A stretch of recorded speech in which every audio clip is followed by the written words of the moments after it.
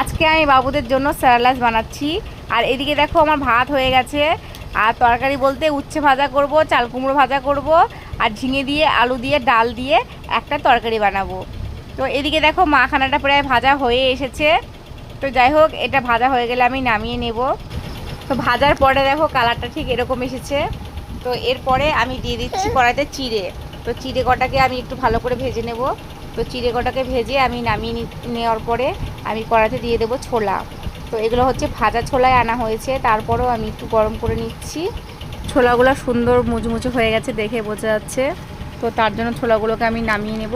আর ছোলাগুলোকে নামিয়ে দিয়ে আমি দিয়ে দিচ্ছি এর মধ্যে কাজু বাদাম। তো কাজু বাদামের পরিমাণটা অল্পই দিয়েছি। আর এখন ভয় হচ্ছে একটাই, যে বাবুরা খাবে তো, আর কিছুই না। তো জানি না ওরা খাবে কি না। খেলে তো খুব ভালোই হয় আমার, আর না খেলে একটু সমস্যা হয়ে যাবে, কারণ এখন বারবার রান্না করাটাই সমস্যা, আর কিছুই না। তো যাই হোক, কাজু বাদাম ভাজা হয়ে গেছে, এবার আমি কাঠবাদাম দিয়ে দিচ্ছি। কাঠবাদাম কটা একটু ভেজে নেব। আর এখন গ্যাসের যা পরিস্থিতি, সবাই কম বেশি জানো যে এখন সঙ্গে সঙ্গে গ্যাস পাওয়া যাচ্ছে না। তো গ্যাস জানি না এখন কবে আসবে না আসবে, কী করে নেব এখন সত্যি জানি না।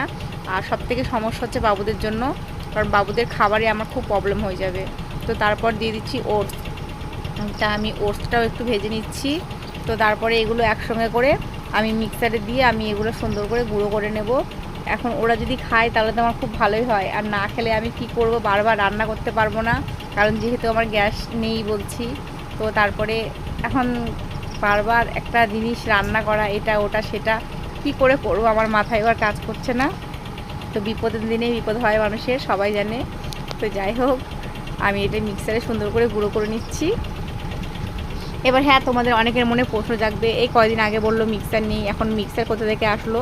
তো এই মিক্সারটা আমাকে একটা দিদিভাই গিফট করেছে।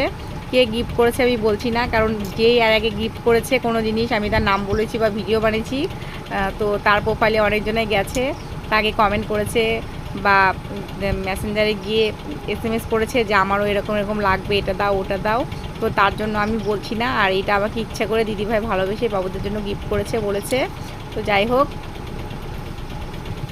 আর এই মিক্সারটা আমার অনেক অনেক কাজে আসবে। আর বাবুদের খাবার এই যে এইভাবে গুঁড়ো করা, এগুলো আমাদের এখানে সেই কল আছে, সেই কলে নিয়ে গিয়ে করে নিয়ে আসতে হতো। তো এখন থেকে বাড়িতেই করতে পারবো। তো সেদিক থেকে আমার অনেক অনেক সুবিধা হলো। তো যাই হোক, আমার দেখো সুন্দর করে গুঁড়ো করে দিয়েছি, আর গুঁড়োটা বেশ ভালোই হয়ে গেছে, হাত দিয়ে বোঝা যাচ্ছে যে ভালোই গুঁড়ো হয়েছে। তো আমি এবার এটাকে ঢেলে নিচ্ছি, আর বাবুদের স্যালাড রেডি। আর তোমরা কি এভাবে বানাও অবশ্যই জানিও।